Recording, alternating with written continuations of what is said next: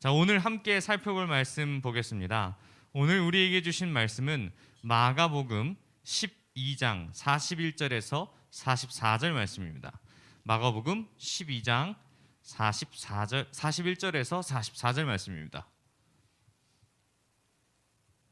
네, 다 찾으신 줄로 알고 함께 합독하도록 하겠습니다.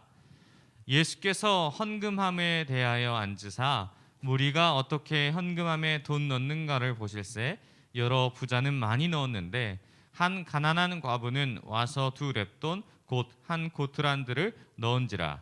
예수께서 제자들을 불러다가 이르시되 내가 진실로 너희에게 이르노니 이 가난한 과부는 헌금함에 넣은 모든 사람보다 많이 넣었도다. 그들은 다 그 풍족한 중에 넣었거니와 이 과부는 그 가난한 중에서 자기의 모든 소유 곧 생활비 전부를 넣었느니라 하시니라. 아멘. 온전히 드리는 마음이란 제목으로 하나님의 은혜를 함께 나누겠습니다. 지금 온라인 예배로 한 6명 있는 것으로 나오는데 지금 혹시 예배를 드리고 있다면 채팅으로 누구 예배 드립니다 라고 올려주시면 감사하겠습니다. 네, 여기 10,000원짜리 모조 지폐가 하나 있습니다. 자, 보이시나요? 10,000원짜리 모조 지폐가 있어요. 진짜 돈이 아니고 가짜 돈인데 이거를 인쇄하면서 이런 생각이 들더라고요. 진짜 돈을 이렇게 찍어내는 사람이 있다면 그 돈에 대해서 소유하는 것이 너무나도 기쁠 것이다. 근데 그 돈을 소유하지 못하고 내가 갖고 있다라는 모습을 봤을 때 굉장히 많은 어려움이 있겠구나라는 생각이 들었습니다. 뿐만 아니라 여러분이 알고 있는 이 10,000원의 가치는 어떠한 기준으로 알고 계신가요? 우리는 이 10,000원을 교환하게 되면은 1,000원짜리 10장으로 교환할 수 있습니다. 그러면 100원짜리는 몇 개일까요? 100개가 되겠죠. 그러면 10원짜리는 몇 개가 돼요? 1,000개가 되겠죠. 우리가 이 모습을 봤을 때에 이 돈을 만약 이렇게 반으로 쪼갠다면 이 돈의 가치는 어떻게 될까요? 네? 이 돈의 가치는 어떻게 될까요?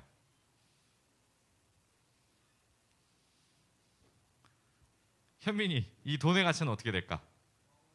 빵원? 자, 또 다른 생각. 우리 동훈이는? 잘 모르겠어? 세림이는? 모르겠어?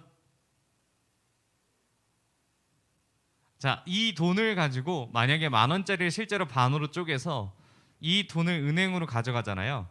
그러면은 5,000원을 거슬러 줍니다. 이 돈의 가치가 변하지 않아요. 정확히 50%의 이 돈이 가지고 있으면은 실제로 은행을 하면 50%로 환전해 줍니다. 근데 이게 잘려나간 화폐, 훼손된 지폐에 대한 면적이 만약에 이게 하나일 때 4분의 3 이 정도가 존재하잖아요. 그러면은 70%를 배상하는 게 아니라 이 돈을 가지고 은행에 가면 정가 그대로의 10,000원짜리로 다시 한번 줍니다. 4분의 3 이상이 남아있다면 전액 교환받을 수 있고 만약 남은 면적이 5분의 2 혹은 4분의 3 미만이 되게 되면 반액만 교환해주게 된다고 합니다. 그래서 우리가 이 가치를 반으로 잘랐을 때 5,000원이라는 돈을 받을 수 있다는 원리가 이 지폐를 잘라도 어떠한 부분이 훼손돼도 그 가치가 변하지 않는다라는 것입니다. 만약에 이 가치가 변환된다면 이 화폐로서의 기능을 하지 못하게 됩니다. 그렇기 때문에 이 가치가 변하지 않는다라는 것이죠. 자, 그렇다면 이 화폐의 가치가 이렇다면 오늘 예배에서 우리가 읽었던 말씀 가운데 헌금은 어떨까요?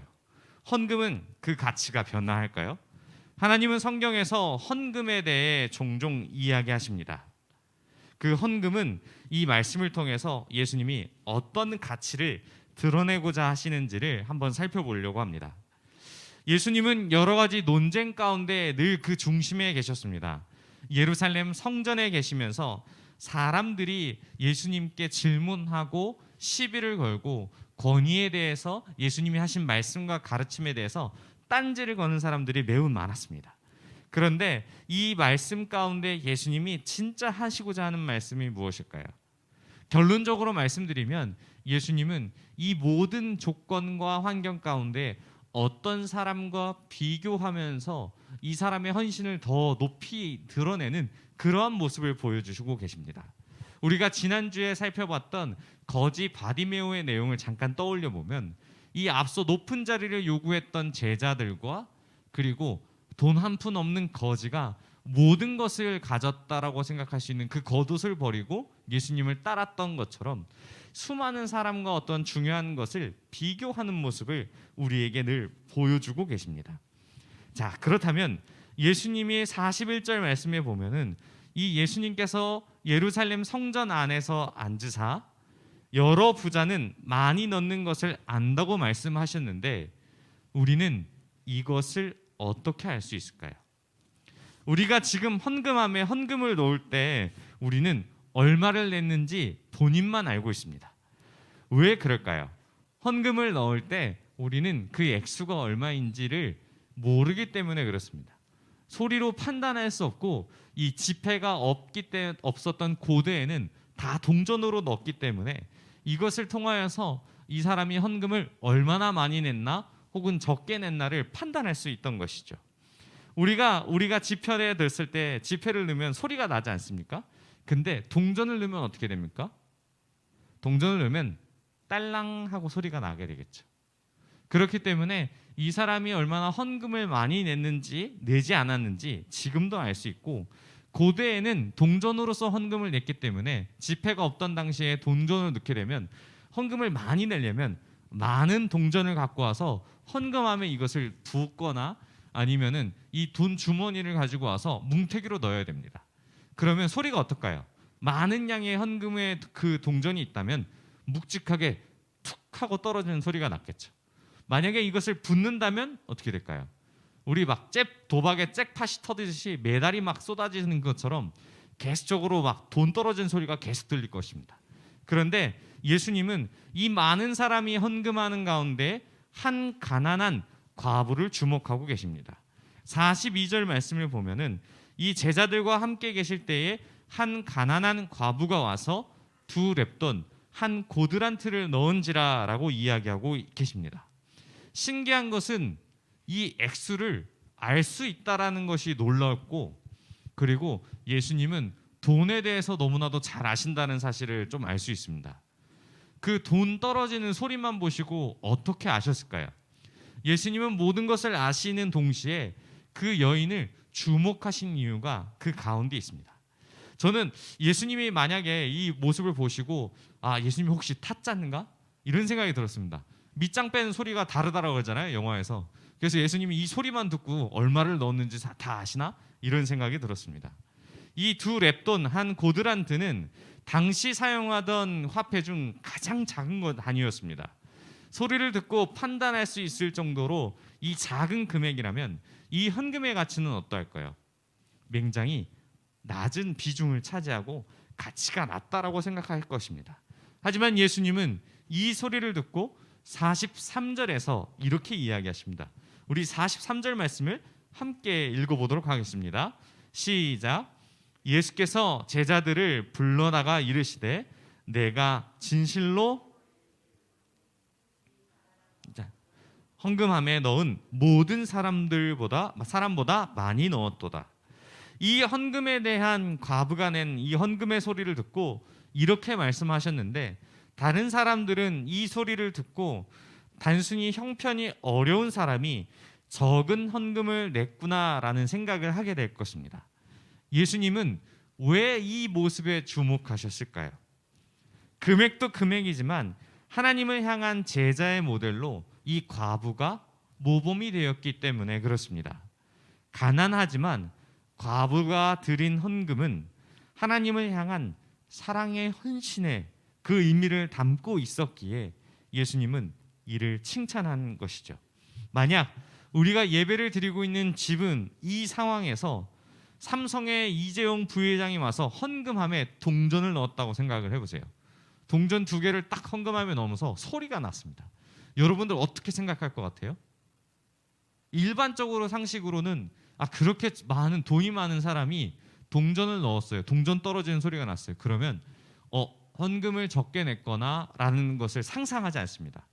어떻게 상상하냐면 제가 조금 상상해 봤습니다. 이재용 부회장이 동전을 헌금에 넣었다면 금화를 넣었나? 라고 생각할 수 있고, 요즘 여러분들이 잘 알고 있는 가상화폐를 실물화하여 비트코인을 넣은 거 아신가? 라는 생각을 하게 될 수도 있습니다. 돈의 가치는 사람들마다 서로 변화합니다.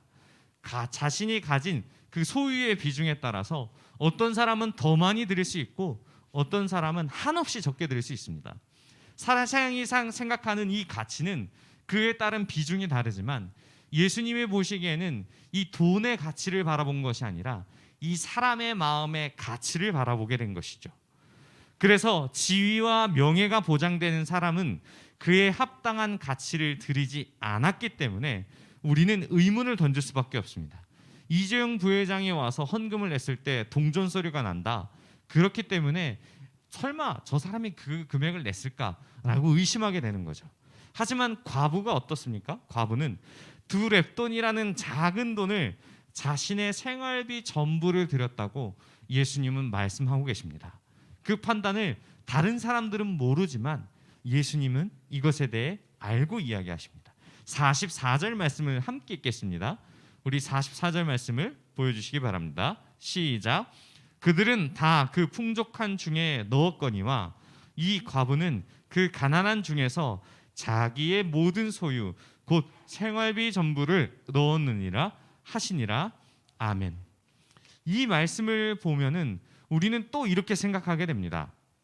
사람의 형편을 아시는 예수님께서 과부가 생활비 전부를 드린다라고 가정을 했을 때 왜 그것을 말리지 않았을까라는 생각을 하게 됩니다.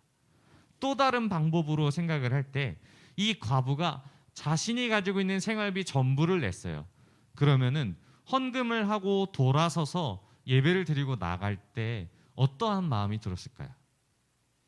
자신이 가지고 있는 생활비 전부를 드렸어요. 그러면 교회 밖을, 성전 밖을 나가는 순간 나는 생활할 수 있는 생활비가 없는 거예요. 떼거리가 없어서 먹을 것이 없고 내가 가지고 있는 모든 것 중에 아무것도 소유할 수 있는 것이 없어요.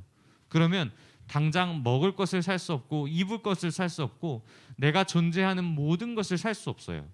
근데 이 과부의 마음은 어떠했을까요? 성경에는 기록되지 않았습니다. 하지만 저는 예수님이 이 칭찬하신 이 여인의 마음 가운데 주목해서 그 다음 이야기가 만약에 기록되었다라는 것을 가정할 때에 이 여인은 자신의 생활비 전부를 하나님께 드리고 매우 기뻤을 것으로 예상됩니다. 왜 기뻤을까요? 여러분들은 헌금을 낼 때 기쁘지 않습니까? 아니에요? 그냥 부모님이 주시는 것 안에서 항상 드리는 것이 기쁜가요? 헌금을 드릴 수 있다는 것은 삶에 있어서 내 모든 것에 대한 소유가 내가 주인이 아니라 하나님이 주인이시라는 것을 고백하는 행위입니다. 그와 동시에 이 물질이 나의 주인이 아니기 때문에 내가 이것을 모두 드려도 하나님께서 나를 먹이시고 입히시고 살리시는 것에 따른 그것을 믿기 때문에 이 모든 생활비를 드려도 하나님이 나를 책임져 주신다라는 사실을 알기 때문에 기쁨으로 드릴 수 있던 것입니다. 그래서 이 2렙돈이라는 작은 돈이고 생활비의 전부라 이야기하지만 예수님은 이 마음 가운데 주목하시고 칭찬하시며 많은 사람들과 비교하여서 정말 중요한 하나님의 마음을 이 사람이 잘 드러내는 제자의 모습을 보여줬구나라는 것을 드러내고 계신 것입니다. 정확하게 한 번 더 이야기를 드리면 이 과부가 헌금을 다 드릴 수 있던 것은 자신의 마음의 풍족함이 주님으로부터 시작되며 그리고 자신이 가난한 것도 주님으로부터 시작됨을 알기 때문에 이 모든 주권이 하나님께 있다라는 것을 알기 때문에 이 헌금을 드리고 기뻐할 수 있던 것이죠. 성경은 우리에게 이렇게 이야기합니다. 무엇이라 이야기하냐면 돈이 많다라는 것은 자랑할 것이 되지 않는다고 이야기하며 가난하다라는 것은 수치를 받는 것이 아니라고 이야기합니다. 우리가 가진 전부를 드릴 수 있다라는 것은 내 소유가 주님의 것임을 알기에 드릴 수 있으며 이것을 아는 사람만이 기쁨을 누릴 수 있는 것입니다. 그렇다고 해서 하나님은 내가 생계가 필요한 부분에 있어서 전부를 드리는 것을 기뻐히 받으셨지만 무리를 해서 드리는 것은 좋아하지 않으십니다. 만약에 여러분의 용돈이 5만 원인데 그 5만 원을 하나님께 모두 헌금했을 때에 여러분의 마음이 기쁠까요? 여러분은 사실 경제활동을 하지 않기 때문에 그 5만 원을 하나님께 다 드려도 생활할 수 있는 것이 존재합니다. 부모님이 여러분의 형편을 아시기 때문에 그 모든 필요를 공급하고 있기 때문이죠. 그래서 우리는 이 헌금에 대해서 생각을 했을 때 하나님이 왜 이 헌금을 통하여서 영광 받으시는가를 한번 고민해 봤으면 좋겠습니다. 저는 한 가지 예화를 드리면서 말씀을 마무리하려 합니다. 여러분에게 만약에 사랑하는 배우자나 혹은 자녀가 생긴다라는 가정을 한번 해보겠습니다. 저는 제 아내를 너무나도 사랑해서 해주고 싶은 게 너무나도 많습니다. 좋은 옷과 이쁜 옷, 명품 가방과 아내가 좋아하는 모든 것을 해주고 싶은 마음이 가득합니다. 가끔 제가 가지고 있는 형편에서 무리를 해서라도 아내에게 명품 가방을 사줄까 하는 마음도 있었습니다. 하지만 이런 이야기를 진심으로 아내에게 했을 때 아내는 저에게 이렇게 이야기합니다. 그냥 필요 없어, 하지 마 라고 이야기합니다. 과연 정말 필요가 없어서 그럴까요? 여자들이 생각하고 있는 부분에서 좋은 옷과 좋은 것을 다 입고 먹고 마시고 누리는 것이 매우 행복한 일입니다. 진짜 중요한 것은 그것이 필요할 수도 있습니다. 하지만 이를 거절하는 이유가 무엇일까요? 형편이 어려워서가 아니라 너무 사랑하기 때문에 그렇습니다. 사랑하기에 돈의 가치를 뛰어넘어 더한 것도 해주고 싶은 마음, 그리고 그 마음을 알기에 명품은 아니지만 그 급에 미치지 못하는 작은 선물에도 고마워할 줄 아는 마음이 바로 사랑이기 때문에 그렇습니다. 예수님은 우리 이 사랑을 통하여서 이 과부가 헌금을 하나님께 모두 드리는 것을 사랑의 헌신이라고 표현하고 있습니다. 그것이 자신의 생활비를 전부를 드릴 것만큼 하나님을 사랑하기 때문에 그 사랑하는 마음을 아시고 이렇게 칭찬하신 것입니다. 사랑하는 고등부 여러분, 하나님은 우리의 헌금을 받기 위해 존재하고 계시지 않습니다. 우리를 너무나도 사랑하시기 때문에 하나님은 본인이 스스로 인간의 육체를 입어 이 땅 가운데 예수님으로 오셨습니다. 그뿐만이 아닙니다. 예수님으로 이 땅 가운데 오시고 자신의 모든 것인 자기 육체에 자기 생명을 들여서 우리를 구원하시기 위해 그것을 우리에게 헌금하셨습니다. 헌신하셨습니다. 우리를 그 몸을 헌물하셨습니다. 그로 말미암아 우리는 새 생명을 얻어서 이 자리에 나와 예배하면서 하나님께 영광을 돌릴 수 있는 것이죠. 그래서 하나님은 우리에게 이것을 바라봤을 때에 하나님이 과연 이 물질을 통하여서 영광 받으시는 이유가 무엇인지를 진짜 한번 심각하게 고민해 봤으면 좋겠습니다. 이 작은 헌금이지만 하나님은 이 헌금을 통하여서 영광 받으시는 이유는 바로 이러한 사랑이 필요한 곳에, 하나님의 복음이 필요한 곳에 이 사랑이 전해지도록 이 금액을 사용하도록 이것을 허용하셨고, 그것을 통해 하나님의 나라의 확장을 통해서 이 많은 사람들이 하나님의 진짜 사랑을 알게 하시기 위해 헌금하도록, 그리고 물질이 우리의 주인이 아니라 하나님이 주인 되심을 기억하기 위해서 이 헌금을 하는 것입니다. 사랑하는 고등부 여러분, 오늘 말씀을 꼭 기억하셨으면 좋겠습니다. 적은 금액을 드린다라는 것은 부끄러운 일이 아닙니다. 만약 지금 내가 헌금을 드릴 만한 형편이 되지 않는다면 그 헌금을 드릴 수 있는 형편이 되게 해달라고 고백했으면 좋겠습니다. 내가 부자가 돼서 많은 금액을 헌금하는 것이 아니라 내 삶에 있어서 하나님께 기꺼이 감사함으로 내 전부를 드려도 아깝지 않을 만큼 하나님은 우리를 사랑하고 계십니다. 그 사랑에 감사함으로 드리는 것이 바로 헌금입니다. 또한 이것을 낼 수 없는 형편이라면 하나님은 그 형편을 능히 잘 아십니다. 아무리 작은 금액이라도 그 마음을 아시기에 하나님은 여러분의 그 정성을 기쁘게 받으실 것입니다. 오늘 말씀을 기억하시고 여러분이 각자 가진 상황 가운데 다음 주에는 정성껏 예물을 준비하여 기쁨으로 하나님을 사랑하는 마음으로 내 마음을 온전히 드리는 저와 여러분이 되시길 바랍니다. 우리 들은 말씀을 생각하며 함께 기도하겠습니다. 하나님 아버지, 주신 말씀 가운데 우리가 더욱더 믿음으로 바로 서길 소망합니다. 하나님, 참된 제자의 모습으로서 돈이 나의 주인이 아니라, 물질이 나의 주인이 아니라 하나님 주인 되심을 기억하며 나아가게 해달라고 우리 주여 한번 부르시고 통성으로 함께 기도하겠습니다. 주여.